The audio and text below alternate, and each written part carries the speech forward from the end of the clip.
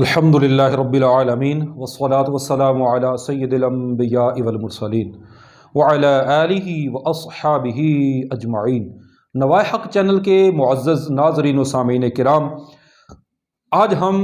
تیمم کے حوالے سے سنیں گے کہ تیمم کیا ہوتا ہے اور سخت ترین سردی کے اندر کیا وضو اور غسل کی جگہ تیمم کیا جا سکتا ہے یا نہیں۔ تو سب سے پہلے تو یہ سن لیجئے کہ تیمم ہوتا کیا ہے۔ تیمم دراصل وضو یا غسل کی جگہ پر ایز اے الٹرنیٹ اللہ تبارک و تعالیٰ نے اس امت کے لیے سہولت دی ہے، ایک متبادل ہے وضو اور غسل کا، مگر اس کی کنڈیشنز ہیں، اس کی کچھ شرائط ہیں کہ اگر وہ پائی جائیں تو پھر اس کی اجازت ہوتی ہے۔ تو آئیے ان شرائط کو ہم سمجھتے ہیں۔ تین چیزیں جو ہے نا وہ اچھی طرح سمجھ لینی چاہیے تیمم کے حوالے سے کہ اس کی اجازت کی کیا صورتیں ہوتی ہیں۔ نمبر 1، پانی پر قدرت نہ ہونا۔ نمبر 2، کسی مرض کے اندر مبتلا ہونا۔ اور نمبر 3، موسمی اثرات۔ پانی پر قدرت نہ ہونے کا مطلب یہ ہوتا ہے کہ 1 میل تک اسے پانی کا پتہ نہیں ہے۔ اب اگر وہ پانی تلاش کرنے جاتا ہے اتنی دور تو اتنی دیر میں اس نماز کا وقت ہی ختم ہو جائے گا، تو پھر اس کو اجازت ہے کہ وہ وضو یا غسل کی جگہ پر تیمم کر لے۔ اسی طرح اگر کسی کو کوئی ایسا مرض ہے کہ اسلامی معلومات رکھنے والا طبیب یا ڈاکٹر جسے وضو کی اہمیت کا اندازہ ہے، وہ اگر کہتا ہے کہ جی پانی لگا تو آپ کا زخم مزید بڑھ جائے گا یا دیر سے اچھا ہوگا، زیادہ وقت لگے گا، تو ایسے شخص کو بھی پھر وہ پانی میں وضو اور غسل کی جگہ تیمم کرنے کی اجازت ہے۔ اور تیسری چیز ہے موسمی اثرات، جیسا کہ سردی ہے بالخصوص، تو اب اس میں بعض علاقے تو ایسے بھی ہو سکتے ہیں کہ جہاں پر جو درجہ حرارت ہے وہ نقطہ انجماد سے بھی بہت نیچے ہو۔ پہلی تو یہ ہونا چاہیے کہ اگر سردی ہے اور پانی کو گرم کرنے کی کوئی سہولت میسر ہے، گھر کے اندر کوئی چولہا وغیرہ ہے، تو پانی کو گرم کر کے وضو ہی کیا جائے اور پانی کو گرم کر کے غسل ہی کیا جائے۔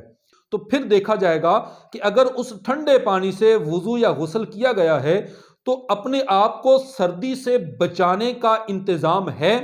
مثلا کچھ دیر گرم لحاف کے اندر وضو کر کے یا غسل کر کے بیٹھ جائے، یا اتنا کوئی موٹا کمبل یا گرم کوئی چادر ہو کہ جسے جسم پر لپیٹ کر اس سردی کی شدت کو کچھ کم کیا جا سکے، تو بھی تیمم کی اجازت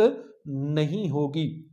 ہاں، صورتحال ایسی بن گئی کہ نہ تو پانی گرم ہو سکتا ہے غسل یا وضو کے لیے، اور نہ ہی کوئی اور چیز وہاں موجود ہے کہ وضو اور غسل کے بعد اس سے تپش حاصل کر کے، حرارت حاصل کر کے،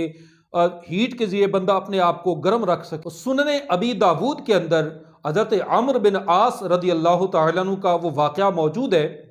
کہ وہ کسی سفر میں تھے اور انہیں رات کے وقت احتلام ہوا، شدید سردی کا موسم تھا، تو انہوں نے یہ سوچا طبیعت کے اعتبار سے کہ اگر میں غسل کرتا ہوں یا وضو کرتا ہوں تو مجھے ڈر ہے کہ کہیں میں ہلاکت میں نہ جا پڑوں، یعنی شدید قسم کا بیمار نہ ہو جاؤں۔ تو انہوں نے تیمم کیا اور نماز پڑھا دی بطور امام۔ جب یہ افراد واپسی پر نبی پاک صلی اللہ علیہ وسلم کی بارگاہ میں حاضر ہوئے تو آپ کو یہ سارا معاملہ عرض کیا گیا، تو میرے اور آپ کے پیارے آقا صلی اللہ علیہ وسلم نے حضرت عمرو بن عاص رضی اللہ تعالیٰ سے پوچھا کہ کیا ایسا ہی ہے، تم نے ایسا کیوں کیا ہے، یعنی تم نے تیمم کس لیے کیا؟ تو آگے جو الفاظ ہیں حدیث کے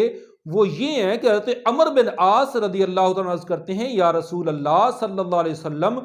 مجھے یہ غالب گمان اور قوی امکان تھا کہ اگر میں اس وقت غسل کرتا، سخت سردی میں بچاؤ کی کوئی صورت نہیں تھی، تو میں ہلاک ہوتا۔ جو الفاظ ہیں اس روایت میں کہ میں ہلاک ہو جاتا۔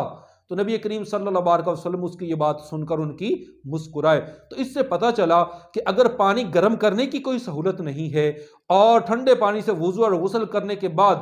اس سردی کو کم کرنے کے لیے کوئی اور صورت بھی نہیں ہے، کوئی گرم چادر، لحاف یا کوئی ایسی چیز نہیں ہے کہ جس سے اس کی شدت کو کم کیا جا سکے، تو ایسی بے بسی کی صورت میں پھر وضو اور غسل کی جگہ تیمم کیا جا سکے۔ اللہ تبارک و تعالیٰ میں دین کا فہم نصیب فرمائے، آمین بجاہ النبی الامین صلی اللہ تعالیٰ علیہ وآلہ وسلم۔